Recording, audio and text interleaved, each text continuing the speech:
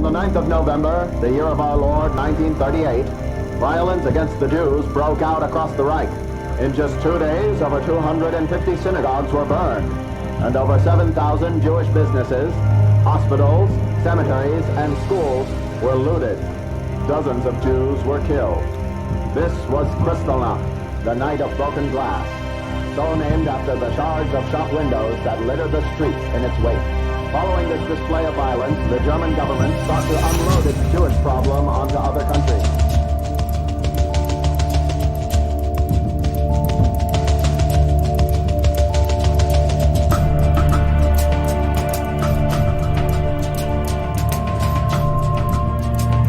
In 2 days, more than 250 synagogues were burned down. Over 7,000 business establishments owned by Jews were attacked, and many Jews were killed. It truly was a terrible time for the Jewish community. Fortunately, Lottie and her family had not stayed long enough to experience this. And Margot, although she and her family were left in Germany, she had something positive to look forward to amidst the chaos. It was seeing Lottie again. What did you feel exactly when you were told that you were going to this place called the Philippines? Only joy, because I was going to be reunited with Lottie. But you heard about such things in conversations that children overheard of their grown-ups talk about. And you knew that there was something uncertain. Lottie's father and mother decided to go, so they left for the Philippines a month before we did. It's something that, my parents repeated, that you will see Lottie again when we get to the Philippines. They gave us a goodbye party.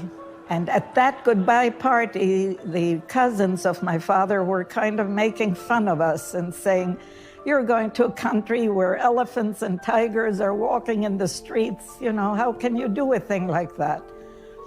And when I heard that, I thought that could only be fun in my mind. You must remember that the Philippines were totally unknown in those circles in Germany, and it was like going to the moon. You don't know what's going to be and what you're to be expected. And the trip was a 1-month-long trip. It began, we had to go to France, and from Paris we went to Marseille. From Marseille we took the ship, and the ship went from Egypt. From Egypt we went to Djibouti, and I remember the Buddhas frightened me terribly. And from Djibouti we went to Sri Lanka. And my mother looked at that uncivilized area there, and she was afraid that's where we were going to. From Sri Lanka, we went to Singapore. From Singapore, we went to Saigon. Then we changed ships to a British ship. And then from the British ship in Hong Kong, we went to Manila. We felt relieved because we knew that we would be rid of Hitler. And we knew not very little about the Philippines. Although it was probably not the same for the grown-ups, Margot's fear was somehow replaced with excitement as she realized the adventure that was ahead of her. And more importantly, she anticipated being with Lottie again. But moving further into this so-called adventure, Margot saw a whole bigger world beyond her tiny comfort zone of play. They were faced with complications.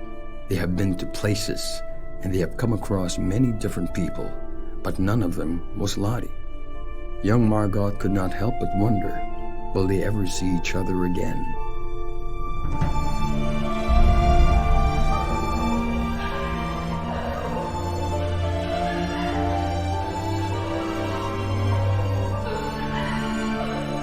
Little by little, and I saw my mother's tears. By that time, I realized that my parents were counting their pennies very seriously. We were standing at the port, ready to go on ship, and they called the names of the families. Our name wasn't called. So my father went and said, what happened? You know, this is Seoul Castle, and I see our boxes are still standing at the port. What's going on? Oh, it had been a mistake. And so the ship lowered this huge net, and very quickly they threw the boxes into the net, and the crane smashed against the side of the ship. At that point, my mom broke into tears and said, "Nothing that we packed will come in one piece." And that I felt and I understood. It was terrible. Despite the long and difficult journey, Margot took her strength from her parents. It was a smooth ship, you know, in those days. It was a French liner. It was 4 weeks. It was a long trip. And although taken to many unfamiliar places and situations, she found comfort in their wholeness as a family, most especially when she had an incident that had made her appreciate this more. I know one incident that there was a young boy. I was 7 and this boy was 8. And this boy traveled alone. And his parents had sent him away from Germany by himself on the ship, and he landed in Colombo in Sri Lanka. And I remember my mother being shocked that parents would send a child alone, but that was the way they were going to save their child. And here is arriving in the Philippines, my brother and my dad and my mother and I arriving in Manila. My parents were so optimistic about being able to get away and get away very far away where they would be out of the clutches of Hitler. That was kind of most encouraging. When the ship comes to a stop, all the people go to the rails and so forth. And I, of course, was very impatient because I knew that Lottie was at the port with her family. And finally it came our turn and we came down. And we went to the pier to meet them, and that was quite a reunion. And yes, there was Lottie and the family. And I was telling her, this is a terrific country. Lottie grabbed my hand and said, "It's so exciting, it's so exciting. We live near the ocean, and I will take you to the ocean." You'd go to the beach every day, you can pick up shells, you can go swimming. Now, this is the first picture in the Philippines. What do you remember from that photo? Nothing except that this dress I loved, and my parents bought it before we left Germany.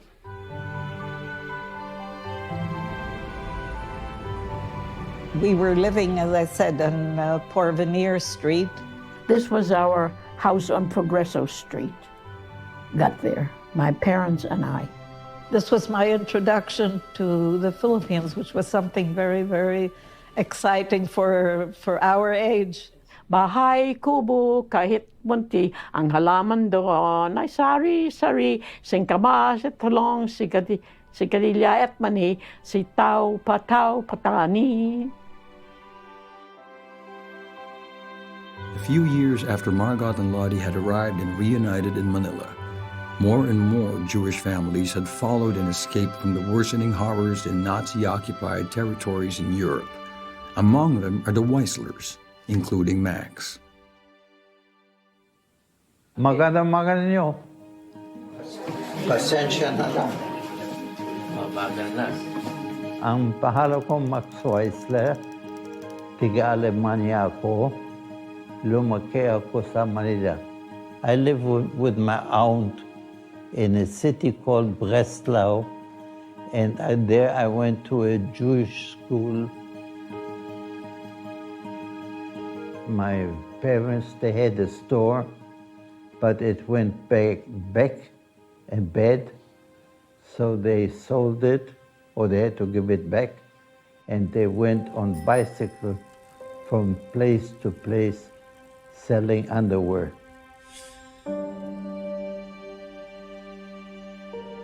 Relations with my parents were not so good. They were arguing, and I had to squeeze between. That's how I grew up. No matter how young a child is, he is forced to mature beyond his age when circumstances ask for it. And it was really quite a circumstance that awaited Max and his family then.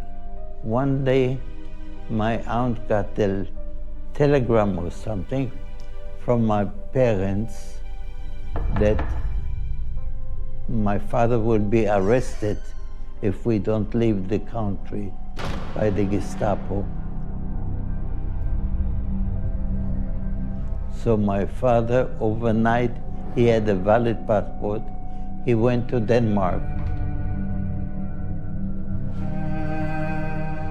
My mother took me, and we also went to Copenhagen to be with my father.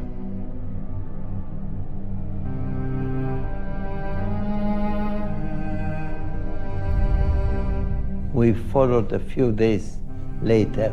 So in Denmark, we were so-called tourists, but actually we were refugees from Germany, which the police found out. So they wanted to deport my father or all of us back to Germany.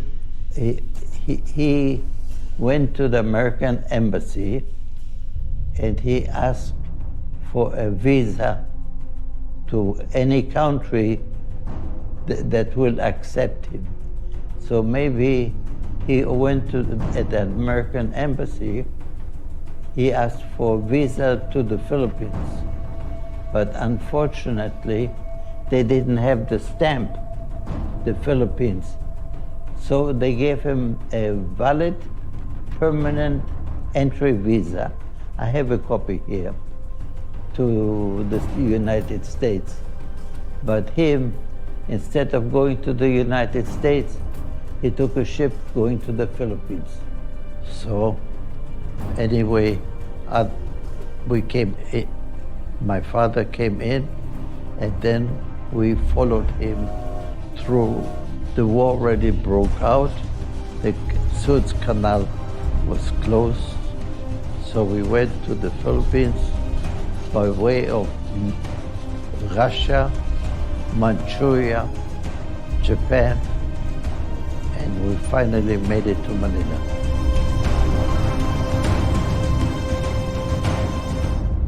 It was about 2 weeks, and we had nothing to eat. So we had the thermos bottle. We asked from the wagon to give us hot water to make tea. It's only me and my mother. I did not wash myself for about 2 weeks. At a very young age, Max understood what a difficult life meant and what it was like to live it. However, it was also his innocence that got him through it. And that is how we got to the Philippines. Is that part interesting? Yes, very interesting. Yes. There followed 30 years of hard work in nation building, when the structure of a democratic and independent nation was fashioned step by step. The Philippine Commonwealth, the first great stride toward full nationhood, was inaugurated in 1935. Manuel Quezon, fiery... Sir Max, how much of your identity, if you would measure, is Filipino? 90%. Because I had my youth there. I grew up there. I learned my language there. Everything. The kids accepted me. Ikaw na lang ang puti sa amin. So they used to call me Mestizo Bangus, Madali na Obus. We played sipa, loved playing sipa, and we had jacks. And then I forget what the name of it is. You drew these squares on the floor, and you jump hopscotch. That was a great, also a great game. And you don't have to wear any shoes. You can wear these wooden bakyas. The next thing I think that I loved were chinelas. They don't have chinelas like we used to have. Chinela was made out of hemp and beautifully decorated with colorful little pearls. My mother used to make a living. She started to bake muffins from old bananas, partly malambut na. And then my mother, with my father, started to make pies. We had no wheat flour, only cassava. When we had breakfast, there was this beautiful, huge papaya with a piece of calamansi on it. And it was just the most wonderful thing I'd ever eaten. I couldn't believe that a melon, that my mother kept saying it's a melon, but how could a melon be so big? Well, I personally experienced, I think, most of it as a child in school, that when the Filipinos children could afford to buy hamburgers, we couldn't. We brought our own little sandwiches. And then the Filipinos would say, taste it here. And they would share their own lunches with us, which was tremendously generous from them. And these people were our neighbors in the Philippines. That's family. Here I am with Lottie. And the same thing when they brought desserts or cakes like ensaimadas. And again, they shared. It was sharing their very food that they were having for their own meals, which was tremendously important. I was one of the children. All my friends there were Filipinos, and they were, ako na lang ang puti diyan. So I was something new for them. We slept with mosquito nets. They explained to me why I had to be careful to tuck it in and not let mosquitoes in and so forth. Yeah, well, it was quite warm. We were not used to that. But at the same time, I liked the fact that you didn't have to wear much clothing. We loved this. We loved Philippine Women's University. We had Miss Osorio, who was the principal. Mrs. Benitez was the president of the school. And Ms. Manzo was our homeroom teacher. I still remember all those names. Practically, I had no schooling in the Philippines. I went to school, but I did not know the material. But it was new for me in English, and they were much more advanced in math and other things, which I never got to. Well, the Filipino people are exceedingly friendly. They're very, very musical. They all have pretty good voices. And we learned the Filipino dances. We learned Filipino songs.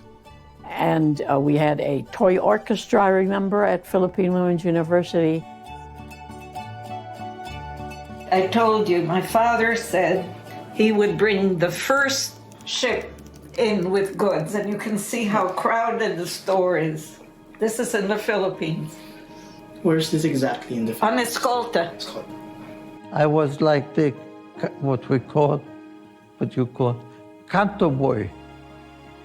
You know, one that runs around the streets. And I was one of them.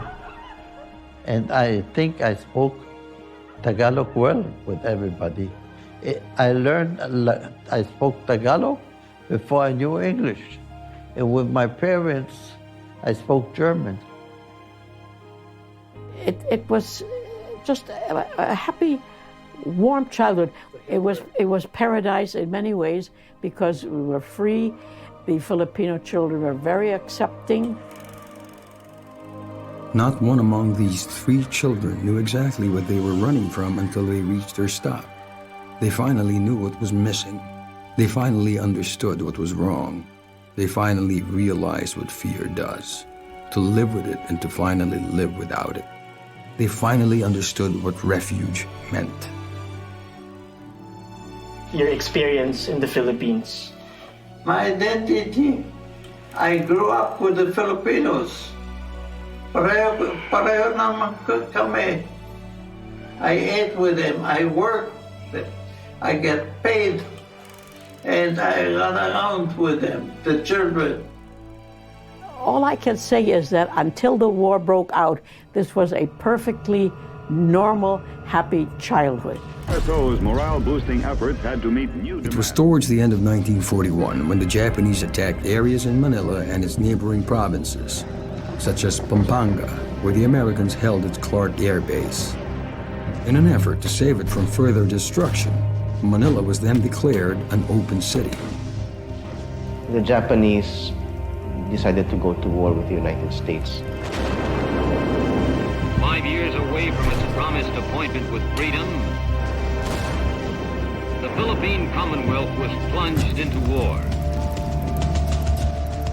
We were out for a walk on Dewey Boulevard when the Death March took place.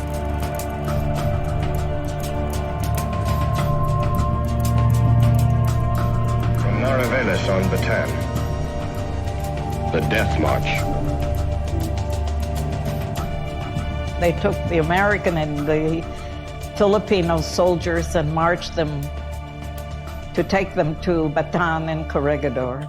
I was standing on Dewey Boulevard, and I saw column of like soldiers. But when they came nearer, I saw that they were prisoners that came by boat to near Cavite. I forgot the name of the place.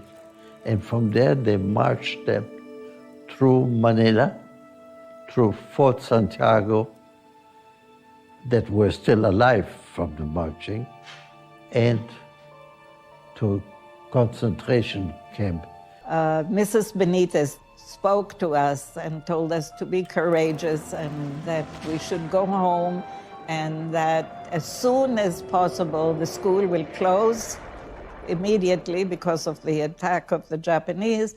After 2 years, it closed down. It could no longer, there was no schooling of any kind.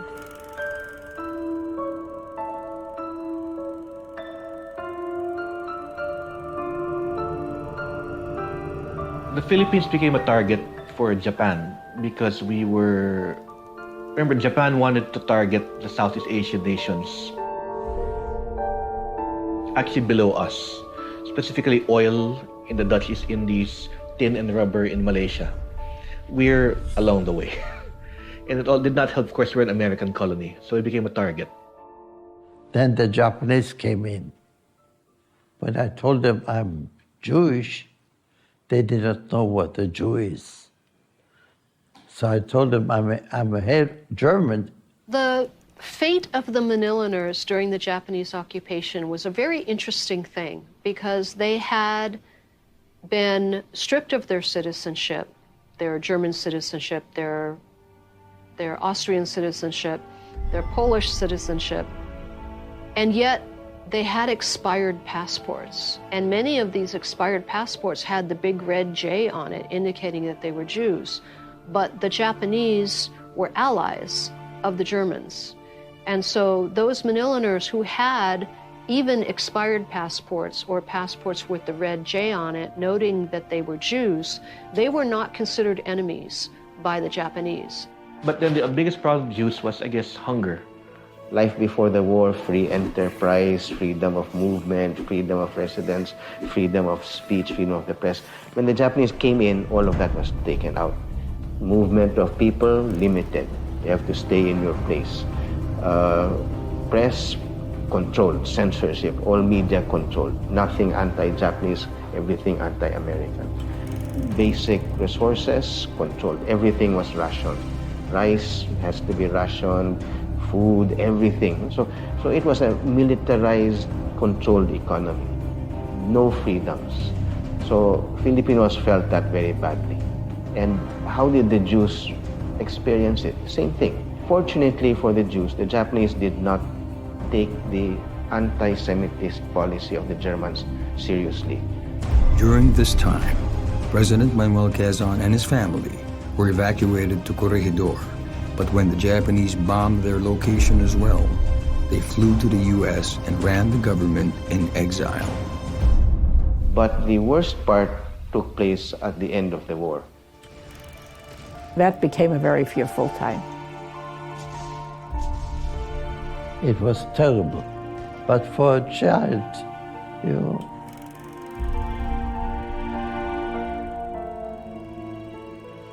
just go through.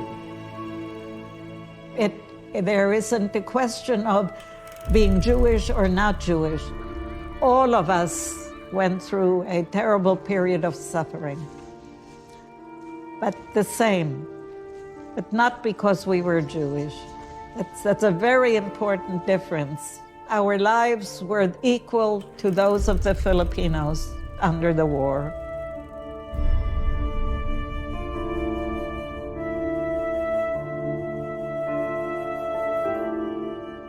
Trouble seemed to follow Margot, Lottie, and Max. But what did it really mean for these three children to witness their paradise, their huge friendly playground, being turned into a battleground?